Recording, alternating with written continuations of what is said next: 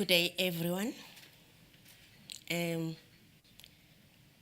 not good at speaking in public. I'm good at doing things. I've listened to a lot of people talking, they're articulate, and I'm inspired. But what I'm about to talk about today is a story that put me where I am here in front of you today. In 2014, I was diagnosed with cancer,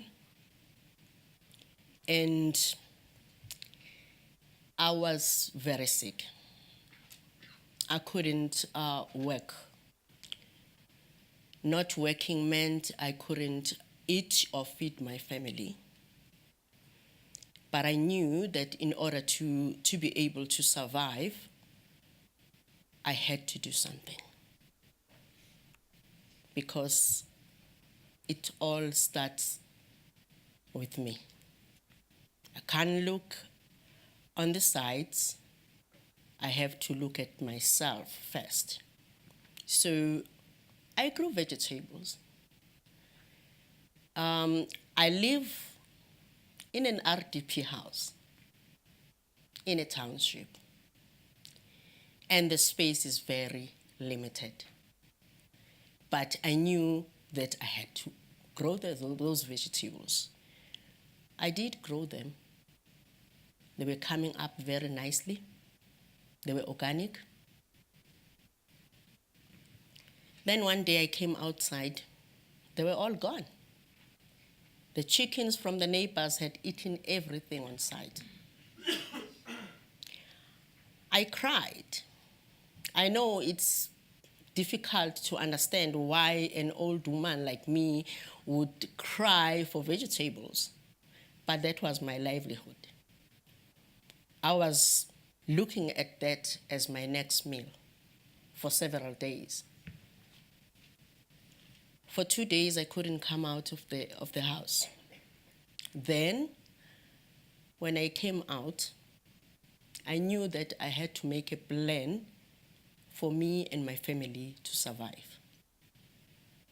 So I built a structure that would prevent the chickens from reaching my food. And with the wooden structure and the plastic bags, your normal plastic bags, I put soil inside, I put compost, and I started growing vegetables. It went well.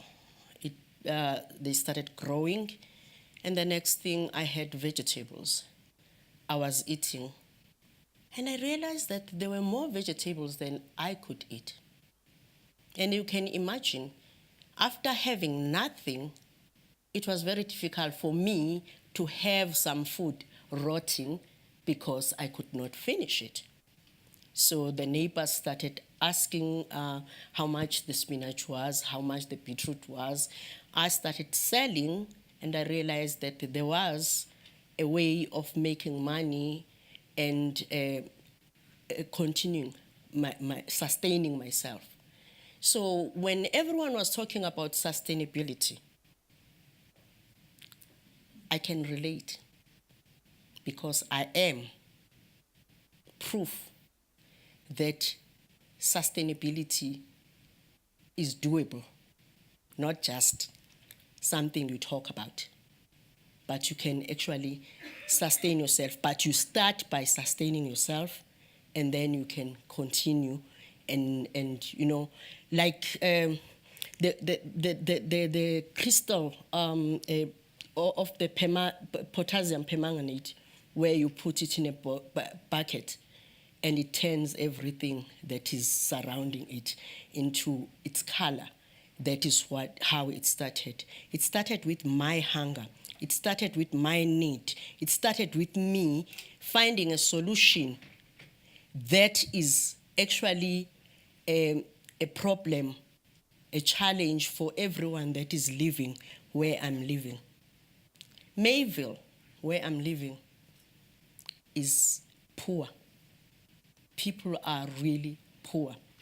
People sleep without having anything to eat. So when we are talking about hunger, to me, it is not something that I imagine. It's something that I have felt. It's something that I'm addressing because I know it exists. It is not something that is just being talked about.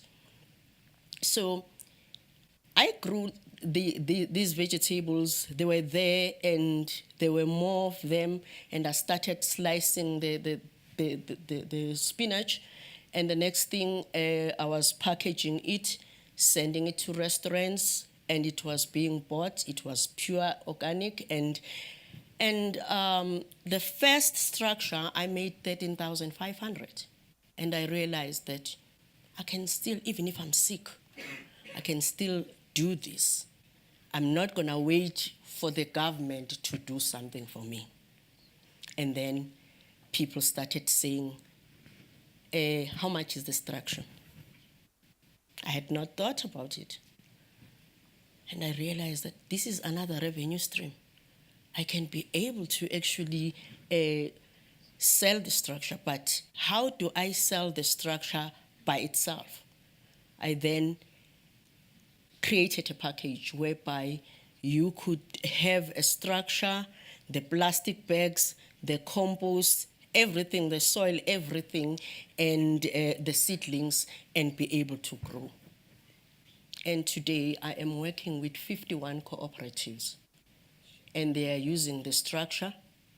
And the principle is feed yourself first.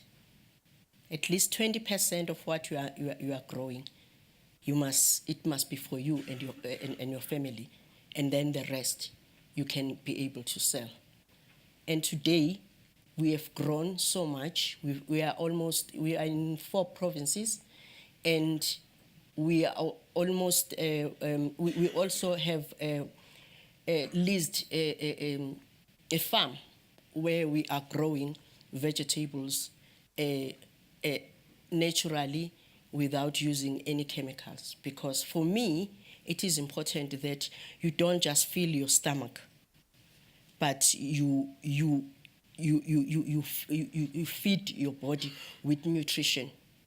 And for me, that is sustainability, whereby I can be able to put the seeds away for the next year and grow.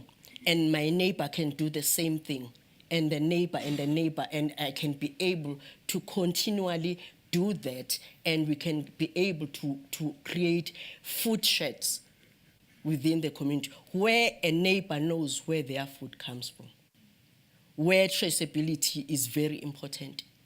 Because if I'm eating at a restaurant, I would like to know that I'm eating something that is chemical free, something that is not poisoning me. Because half the time, we've got, in South Africa, we some of us think that we are okay. But there is no bigger problem we have than the hidden hunger. The hidden hunger is when you think you are eating, but you are not eating something that is feeding you. That's why there are so many obese people, but they are still malnutritioned, because they are eating what is not okay. They are feeling. It's like stuffing yourself with something that is not good. But what has helped in this, that the model that we are using, we teach cooperatives that they are not just charity cases. Most cooperatives are started because people want grants from the government. They don't know anything, but they want to be helped. In my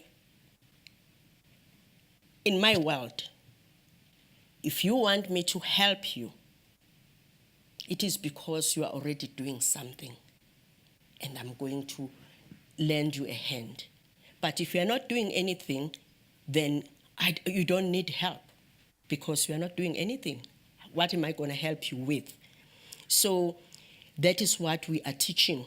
The 51 cooperatives that we are working with is that you are 5 people in a cooperative, and you are business people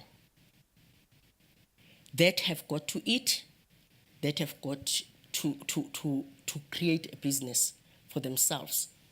And you've got one vision, and you come with different what you call skills, and then you are able to create a cooperative that is going to become a future business that is going to be sustainable. I know that the sustainable word is not used in a very what you call positive way. Anyone can use it, but for us, we are saying that enough with certificates for cooperatives, but forward with the people that are working, because with cooperatives, there is unity. It creates that unity within the communities, and we've created value chains, value creation, and there is nothing that we grow that we throw away.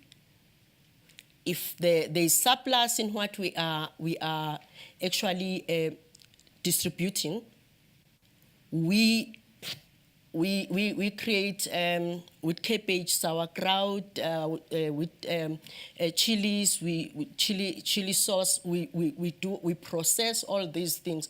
We add value in everything that we do, because that is what is important for the people to grow. They are not jobs.